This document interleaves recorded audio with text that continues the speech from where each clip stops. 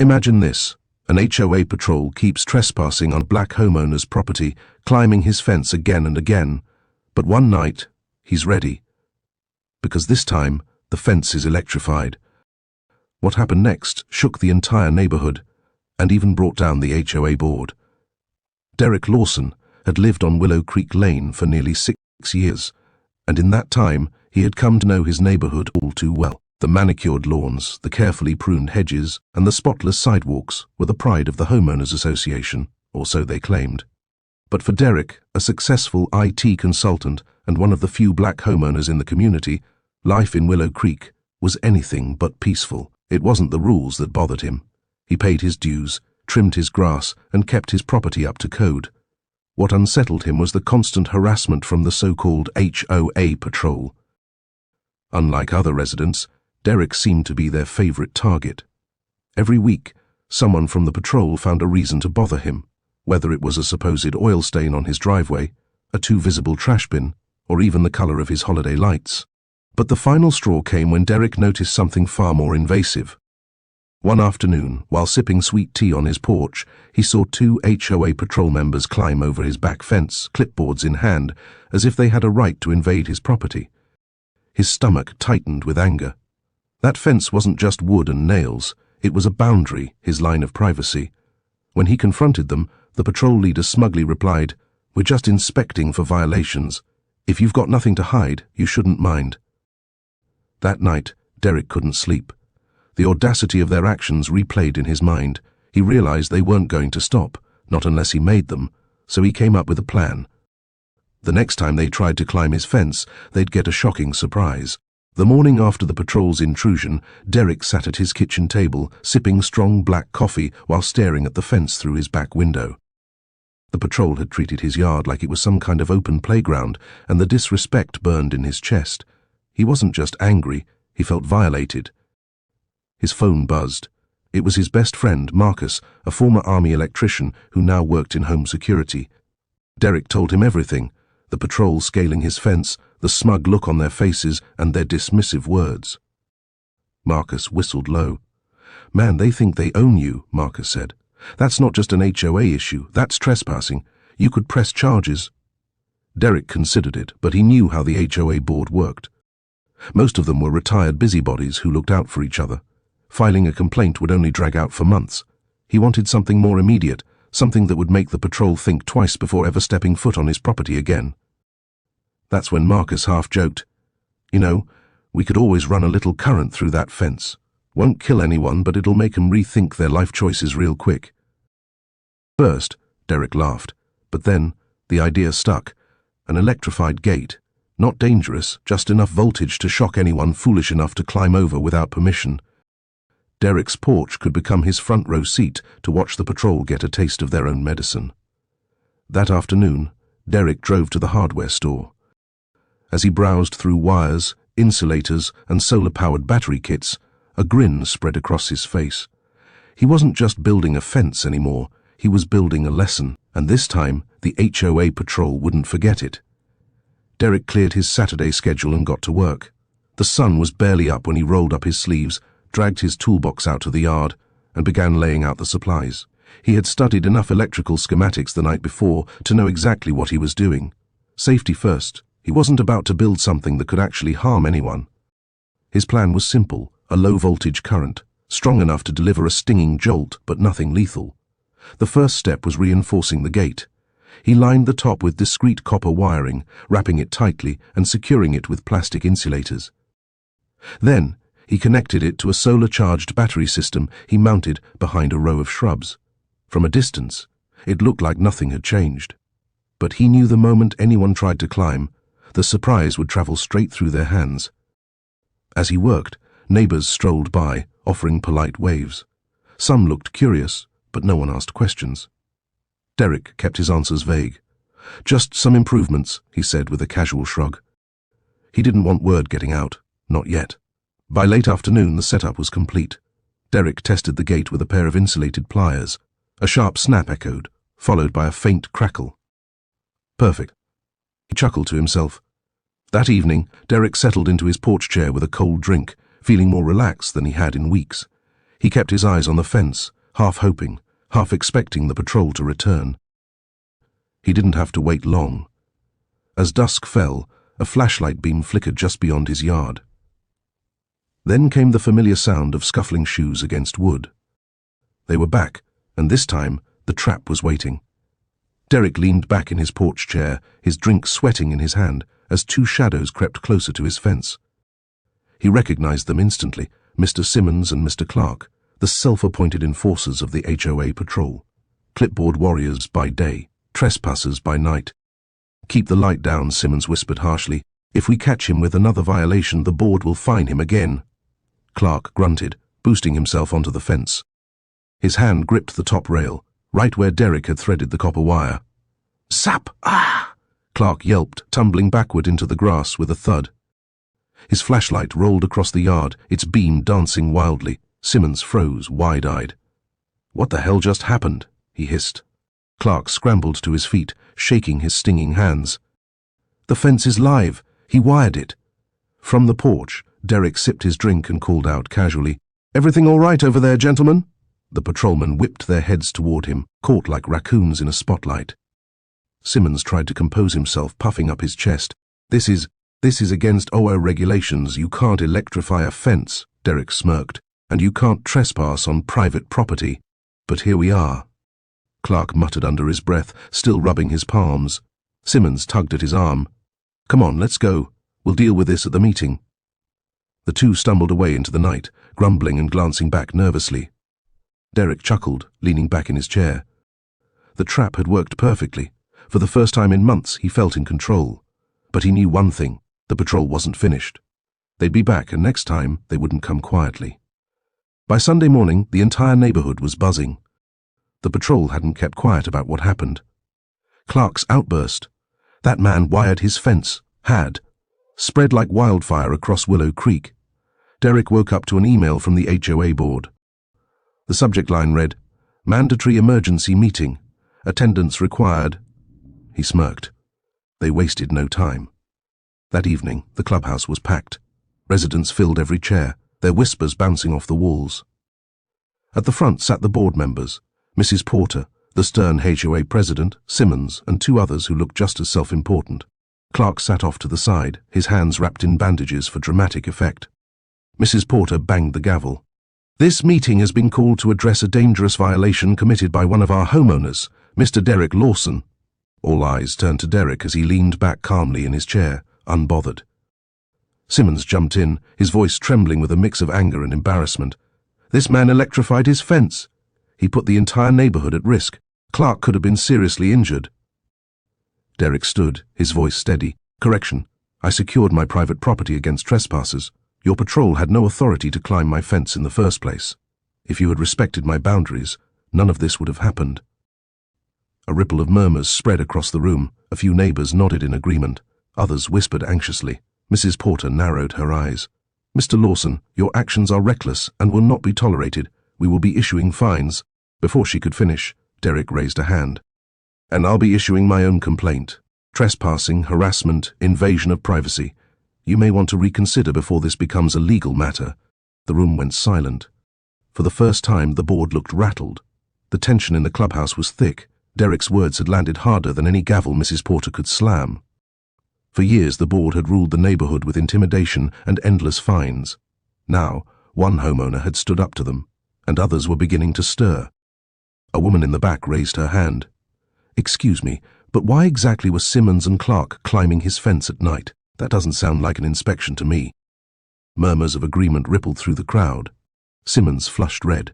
We were doing our duty, making sure there weren't violations hidden from plain sight." Derek folded his arms. "Hidden? My backyard is not community property. You had no warrant, no permission. That's trespassing." An older man stood up. "He's right. Last month you fined me for leaving my recycling bin out too long. Now I'm wondering if you were snooping on my property too." Mrs. Porter banged the gavel again, her voice sharp. "Order.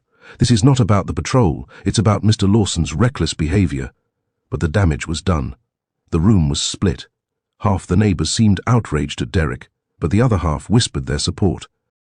They had all felt the HOA's heavy hand at some point, and Derek's defiance lit something in them. Clark, still nursing his injury, tried to regain sympathy. What if a child touched that fence? Or a pet? Lawson put us all in danger. Derek's eyes narrowed. Then maybe you should teach your patrol to stop breaking into people's yards. The fence only shocks trespassers. If you respect my property, you'll never feel a thing. The silence afterward was deafening. The board had expected Derek to fold. Instead, he had drawn a line, and the neighborhood was watching closely. The meeting ended in chaos. Neighbors spilled into the parking lot, debating heatedly, some siding with Derek, others clinging to the HOA's authority. Derek walked home calmly, though he could feel Simmons's glare burning into his back like a laser. That night, Derek sat on his porch with the quiet hum of crickets around him. He knew Simmons and Clark wouldn't let this go. Men like them didn't like being embarrassed, especially in front of the entire community. Sure enough, the retaliation came sooner than expected. The following morning, Derek received 3 violation notices in his mailbox, one for improper lawn edging, another for trash bin visibility, and the last for unapproved exterior modifications. He laughed bitterly. None of it was true. They were throwing whatever they could at him, hoping to break him down. He called Marcus to vent. They're doubling down. They think these fake fines will make me back off.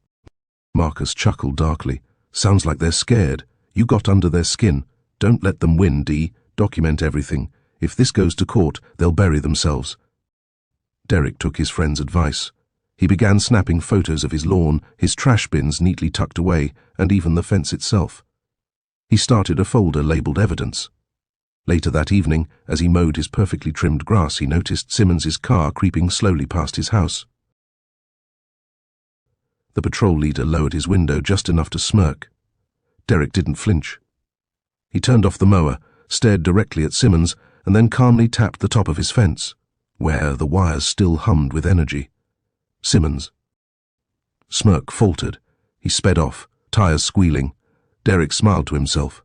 The game had just escalated. 2 nights later, Derek sat on his porch again, a soft breeze carrying the smell of cut grass. The neighborhood was quiet, too quiet. He had a gut feeling that Simmons wouldn't let things rest. Men like him didn't just stew in silence.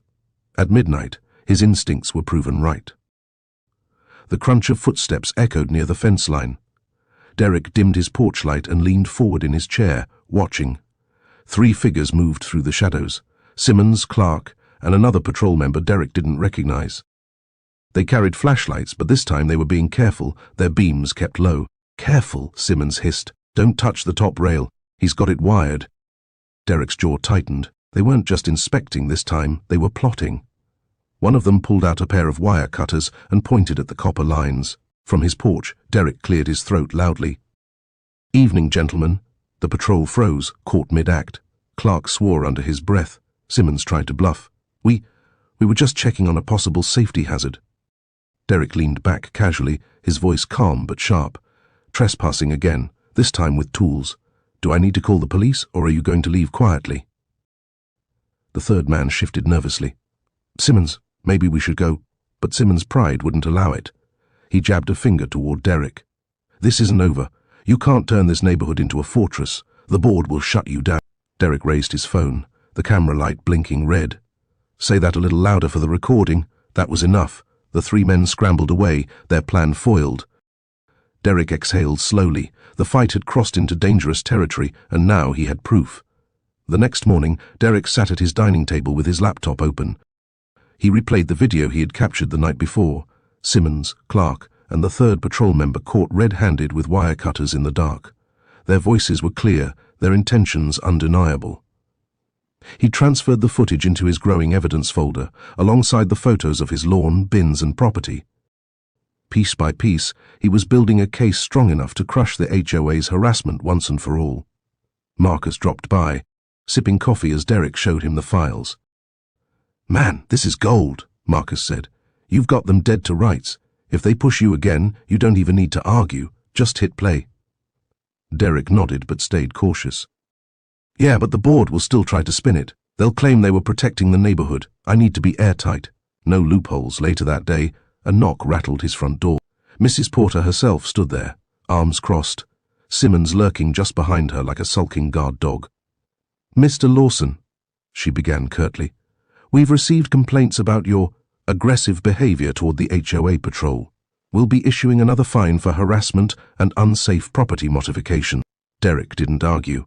Instead, he calmly pulled out his phone, tapped the screen and held it up. The video played, the trespassing, the tools, Simmons' threat. Mrs. Porter's lips tightened. Simmons' face drained of color. "I suggest," Derek said evenly, "you reconsider those fines, because the next stop for this video is the police department, and after that, social media." The silence was heavy. For once, Mrs. Porter had no snappy retort. She turned stiffly and walked away, dragging Simmons with her. Derek closed the door with a quiet smile. The power balance was shifting. Word spread quickly after Derek's quiet showdown with Mrs. Porter and Simmons. Neighbors whispered about the video, about how Simmons had been caught sneaking into Derek's yard like a common thief. The once untouchable HOA patrol was suddenly looking very human and very guilty. At the grocery store, Derek overheard two residents talking by the produce aisle. "I heard Lawson's got video proof," one said. "Good. About time someone stood up to those bullies," the other replied. By the weekend, the cracks in the board's authority were showing. Several homeowners banded together and demanded a town hall-style meeting, not one called by the HOA, but by the residents themselves.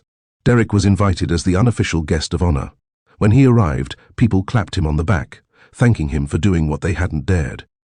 He realized he wasn't just fighting for himself anymore. He was fighting for everyone tired of the HOA's abuse. Inside the rented community center, the crowd buzzed with energy. An elderly neighbor, Mrs. Hughes, stood up and declared, "The HOA has gone too far. We pay dues for upkeep, not to be spied on. If they can harass Derek today, they can harass any of us tomorrow." Cheers and nods followed. Simmons, who had shown up red-faced, tried to defend himself. "This is being blown out of proportion.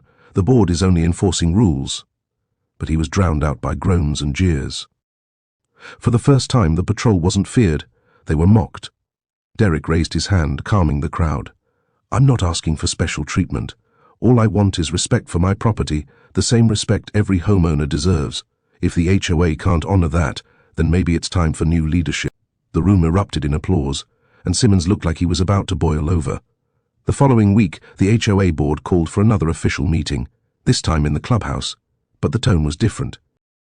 Instead of smug authority, the board members looked stiff and uneasy. Mrs. Porter's usual iron stare was replaced by tight lips, and Simmons sat further back than usual, avoiding eye contact. The residents filled the room, buzzing with restless energy. They weren't here to be lectured, they were here for answers. Mrs. Porter cleared her throat. "We acknowledge there have been misunderstandings regarding recent patrol actions. The board would like to assure residents that all measures were taken in the interest of community safety." That was the breaking point. A man in the front row barked out, "Safety? Since when does safety involve climbing over fences in the middle of the night with wire cutters?" The room erupted. Voices overlapped. "They fined us unfairly. They sneak around like spies. We pay dues, not protection money." Derek stayed calm, watching it unfold. He didn't need to stir the fire. It was blazing on its own. Finally, Mrs. Hughes stood and raised her voice over the crowd. "Enough! I move for a vote of no confidence in the current board, effective immediately." Gasps filled the room. Simmons leapt up. "This is ridiculous. You can't just—" But Derek pulled out his phone and replayed the trespassing video on speaker. Simmons's own voice, "This isn't over. The board will shut you down," rang. Through the clubhouse like a gunshot. The crowd booed, drowning Simmons out. Mrs. Porter looked pale. Derek finally stood, his voice calm but commanding. "The people have spoken. Either you step down, or you face legal consequences for your patrol's action." The board sat in stunned silence, cornered for the first time. The vote was swift. One by one, hands shot into the air. Nearly the entire room stood against the board, demanding change. Mrs. Porter's gavel trembled in her hand, but the sound of unity in the crowd drowned her authority. Within minutes the motion passed. The HOA board was dissolved. Simmons stormed out, his face twisted in fury, Clark trailing behind like a scolded child. For the first time in years, the neighborhood felt the weight of their reign lift. Neighbors turned to Derek, some clapping, others shaking his hand. "You stood up when no one else could," Mrs. Hughes said warmly. "You reminded us that this is our community, not theirs." Derek smiled, humbled. "I didn't do it alone. I just drew a line they couldn't cross. The rest, that was all of us." In the weeks that followed, residents organized a new resident-led committee, one that focused on actual maintenance and fair practices, not intimidation. Fines dropped, inspections became transparent, and people began to breathe easier in their own homes. As for Derek, he kept the electrified fence, though now it was more symbolic than necessary. Everyone knew better than to test it. He still enjoyed his evenings on the porch, sweet tea in hand, but the difference was clear. This time, he wasn't watching for trespassers. He was simply enjoying peace. One evening, Marcus joined him, laughing as he glanced at the gate. Man who knew a little electricity could flip a whole neighborhood upside down. Derek grinned. It wasn't the electricity. It was finally standing up. That shock wasn't just for them. It was a wake-up call for everyone. And with that, Derek leaned back in his chair, the quiet hum of the fence behind him finally free in the home he had always deserved. And don't forget to hit subscribe and turn on notifications for more jaw-dropping stories like this.